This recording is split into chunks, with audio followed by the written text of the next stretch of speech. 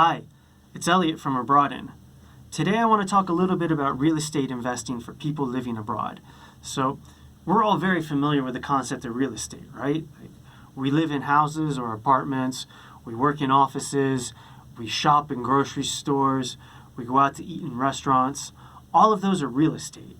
So, out of necessity to, live, there's a necessity for real estate, which makes it an extremely attractive investment type.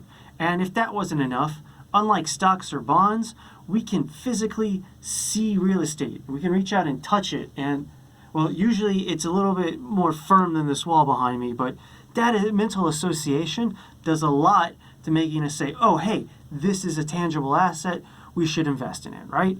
And with that, there's two ways you can generally make money with real estate. The first is through income generation. So, you own an apartment and you rent it out, and that pays you some income every month. The second is what we call capital appreciation. So you buy a piece of real estate, hoping that at a future date it will be worth more than it is today.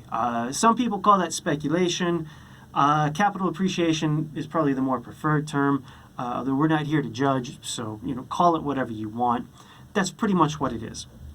So if you're a person living abroad, what are some of the pros and cons of investing in real estate? Well, pros in general is it's a great diversification in your investment portfolio, in the sense that stocks and bonds generally don't behave the same way as real estate does. There's no real tight connection between the two.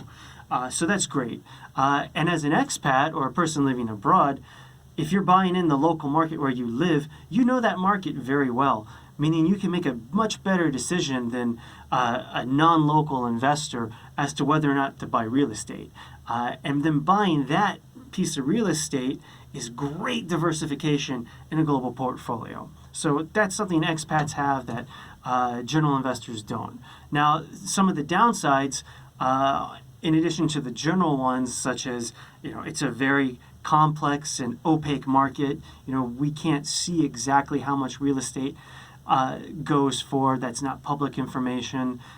There's a lot of paperwork involved. There's some really bad people involved in real estate, the sharks and just sleaze that we can't avoid.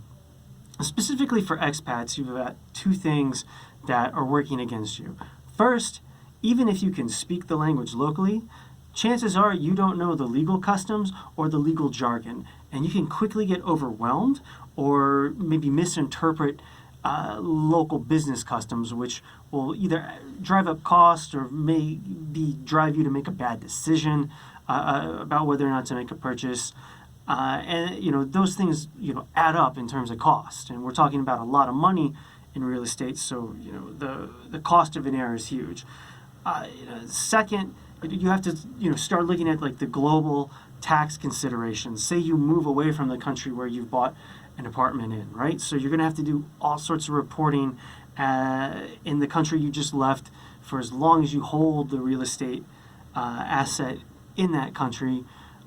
Perhaps more day to day, if you're renting an apartment out and you're doing that from another country, you're going to have to manage that from a distance, and that's going to drive up costs and create some headaches.